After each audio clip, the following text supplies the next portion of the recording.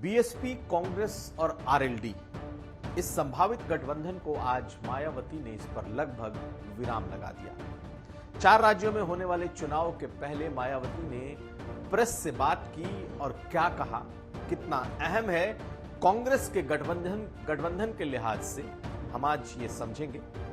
हम आज आपको यही बताएंगे कि अखिलेश यादव ने कहां कहा है कि इस बार 80 में 80 पार्लियामेंट की सीटें जीतेंगे, तो कैसे बीजेपी ने चुनौती दी है। और यह भी जान लीजिए कि उत्तर प्रदेश के किन 2 बड़े बीजेपी नेताओं को बाहर के राज्यों के प्रभारी की जिम्मेदारी दी जा सकती है, हम आपको ये भी बताएंगे। नमस्कार, मैं हूं कुमार अभिषेक, आप देख रहे हैं यूपी तक। हम हाजिर अपना न्यूज शो आज का यूपी। मायावती ने आज न्यूज एजेंसी एएनआई से बात की और उस बातचीत में जिस तरीके से उन्होंने कांग्रेस पार्टी पर हमला बोला है, ये उत्तर प्रदेश के गठबंधन को लेकर के एक बड़ी कहानी कहती है। दरअसल अभी तक अंदर खाने एक चर्चा लगातार चल रही थी कि मायावती आखिरी वक्त में हो सकता है कांग्रेस आरएलडी के साथ एक गठबंधन बना ले। हालांकि कांग्रेस पार्टी इस वक्त देश में विपक्षी एकता बनाने में जुटी है। मायावती फिलहाल उसमें कहीं नहीं दिखाई दे रही, लेकिन आज जो मायावती ने प्रेस से बात की है उसमें उन्होंने जिस तरीके से कांग्रेस पार्टी पर हमला किया है, कांग्रेस और बीजेपी दोनों पर हमला किया है, ये अब दिखा रहा है कि मायावती कम से कम विपक्षी गठबंधन के साथ शायद नहीं जाएंगे, ना ही उत्तर प्रदेश में बीजेपी के खिलाफ किसी गठबंधन में को बनाने के लिए बहुत ज्यादा वो इंटरेस्टेड है। तो पहले उन्होंने सुनिए कहा क्या है। मायावती ने कहा है कि बीजेपी और कांग्रेस पार्टी दोनों में कौन बड़ा हिंदुत्ववादी है, इसकी होड़ लगी हुई है। पूजा पाठ करने में कौन सी पार्टी सबसे ज्यादा है, इसकी होड़ लगी हुई है। और इसी बहाने, इसी की वजह से जो पिछड़े, दलित, अल्पसंख्यक हैं, इनकी घोर उपेक्षा हो रही है। पहले सुनिए कि मायावती ने कहा क्या है, उसके बाद हम आपको इसके मायने समझाएंगे। कि ये विदित है कि पिछले कुछ समय से बीजेपी व कांग्रेस में, खासकर बीजेपी व कांग्रेस में अब इस मुद्दे पर काफी प्रमुखता से लड़ाई चल रही है कि इन दोनों में से कौन बड़ा हिंदुत्ववादी है, वह हिंदू भक्त हैं तथा पूजा पाठ करने में भी माहिर है। तो आपने सुना, मायावती कह रही हैं कि बीजेपी और कांग्रेस पार्टी में इन दिनों इस बात को लेकर कंपटीशन है कि सबसे बड़ा हिंदुवादी पार्टी, सबसे बड़ी हिंदुवादी पार्टी इनमें से कौन है। इसे लेकर उनका मानना है कि जो दूसरे दल हैं, जो दूसरी जातियां हैं, उसमें घोर उपेक्षा का भाव है। यही नहीं, मायावती ने कई और बातें कही, खास करके उत्तराखंड में जो मज़ारों को लेकर के हटाया जा रहा है, उस पर भी उन्होंने बातें कही हैं। लेकिन असल बात यह है कि आखिर उनके कांग्रेस पर हमला करने के पीछे की वजह क्या है। दरअसल 2024 के पहले जिन 4 राज्यों में चुनाव हैं, उसे लेकर ये मायावती की एक बातचीत थी न्यूज एजेंसी एएनआई से। और इन 4 राज्यों में चूंकि सपा का कोई जनाधार नहीं या सपा का कोई स्टेक नहीं, इसलिए उनका सीधा हमला सिर्फ और सिर्फ कांग्रेस पार्टी पर था। क्योंकि चाहे राजस्थान हो, छत्तीसगढ़ हो, मध्य प्रदेश हो, तेलंगाना हो, ये तमाम वो राज्य हैं जहां पर कांग्रेस पार्टी सीधी लड़ाई में, और बीएसपी यहां पर अकेले लड़ने के मूड में है। हालांकि बसपा पहले कांग्रेस के साथ कई राज्यों में से गठबंधन कर चुकी है, लेकिन आज के इस प्रेस कॉन्फ्रेंस से एक चीज तो साफ हो गई कि इन 4 राज्यों के चुनाव में बीएसपी अकेले लड़ने जा रही है। एक और बात आज मायावती ने कही, वो ये कि उनके जो भतीजे हैं आकाश आनंद और साथ साथ जो नेशनल कोऑर्डिनेटर हैं रामजी गौतम, इन दोनों लोगों को इन 4 राज्यों की जिम्मेदारी दी गई है और इन 4 राज्यों में बीएसपी चुनाव कैसे लड़ेगी, इस जिम्मेदारी को ये दोनों लोग निभाएंगे। लेकिन कांग्रेस पर हमला करने के पीछे, कांग्रेस को हिंदुत्व के मुद्दे पर कटघरे में खड़ा करने के पीछे मायावती की सोच बिल्कुल साफ है। तो ये कि फिलहाल इन 4 राज्यों में वो अकेले चुनाव में जा रही हैं। कितना फायदा होगा कहना मुश्किल है, लेकिन किसी भी तरह के कांग्रेस के साथ गठबंधन को एक तरीके से उन्होंने नकार दिया है। साथ साथ दूसरी बात यह है कि इस वक्त एक विपक्षी एकता देश में बनाने की कोशिश हो रही है, जिसमें 23 जून को सभी पार्टियां, जो विपक्ष की पार्टियां हैं ज्यादातर, वो पटना में नीतीश कुमार के आमंत्रण पर मिल रही है। बसपा को संपर्क किया गया है, हालांकि सीधे तौर पर नहीं, परोक्ष तौर पर कुछ नेताओं ने संपर्क किया है, लेकिन बीएसपी उसका हिस्सा नहीं हो रही।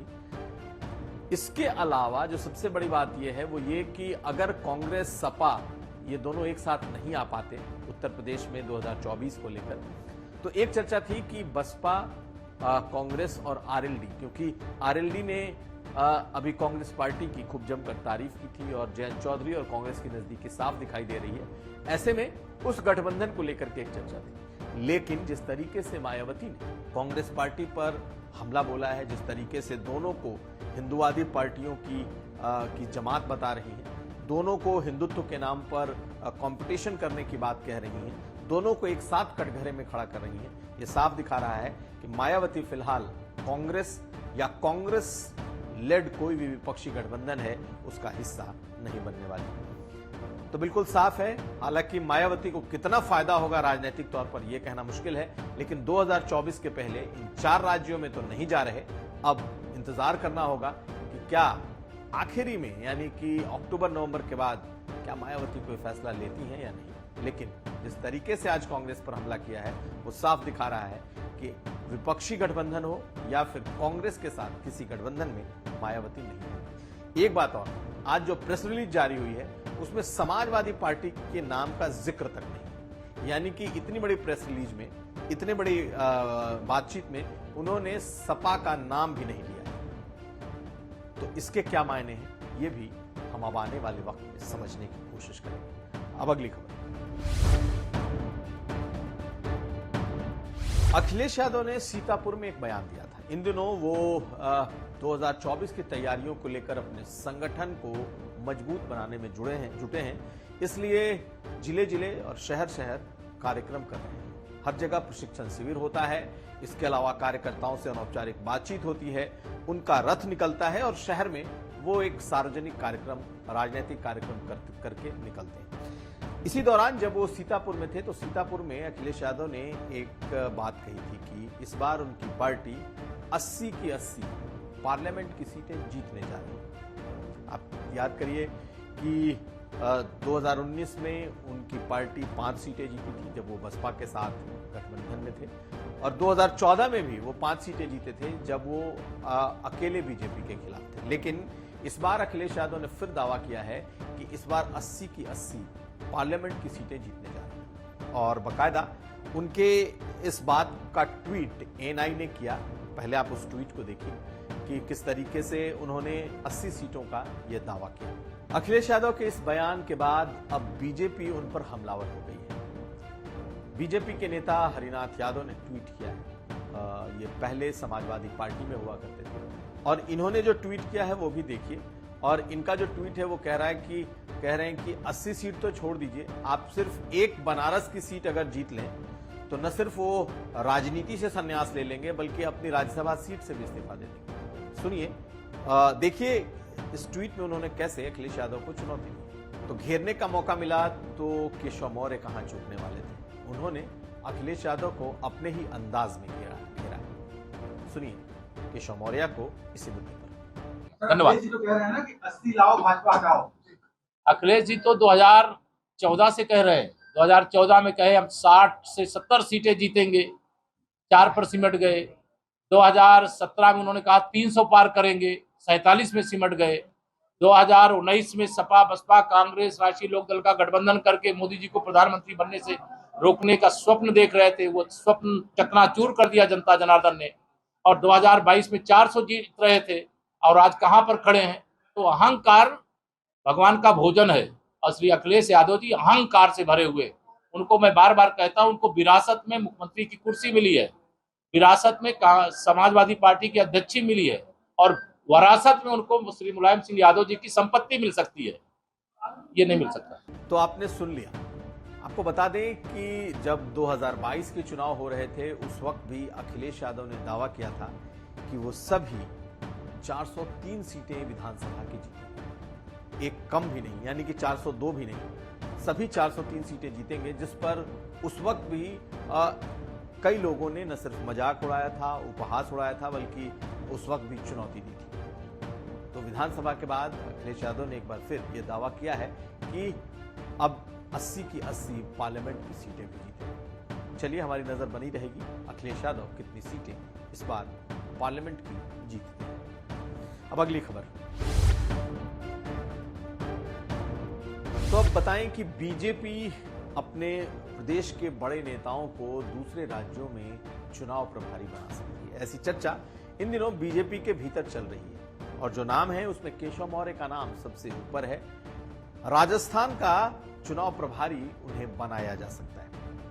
ऐसी चर्चा इसलिए भी है कि हाल में केशव मौर्य को कई बार राजस्थान भेजा गया और हाल में बकायदा माली बिरादरी की एक जनसभा में तो उसके जो वीडियो आए थे वो सबके सामने थे। भारी भीड़ थी, लेकिन वहां पर गहलोत के नारे भी लगे थे। केशव मौर्य के बारे में माना जा रहा है कि हो सकता है कि पार्टी उन्हें राजस्थान के चुनाव प्रभारी का कमान दे दे। ऐसी चर्चा बीजेपी के अंदर खाने चल रही है। सिर्फ केशव मौर्य की बात नहीं, स्वतंत्र देव सिंह के बारे में चर्चा है कि इन्हें भी मध्य प्रदेश के चुनाव में चुनाव प्रभारी बनाया जा सकता है।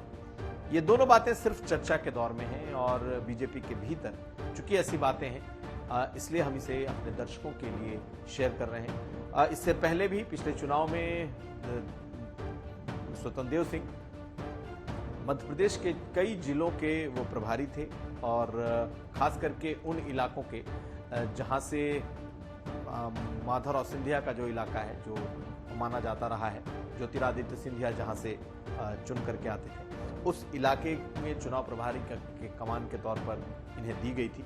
और इस बार एक बार फिर स्वतंत्र देव सिंह को भी मध्य प्रदेश में चुनाव में प्रभारी बनाया जा सकता है। ऐसी चर्चाएं इस वक्त चल रही हैं। तो ये था आज का यूपी। हम फिर हाजिर होंगे, तब तक आप देखते रहिए यूपी तक।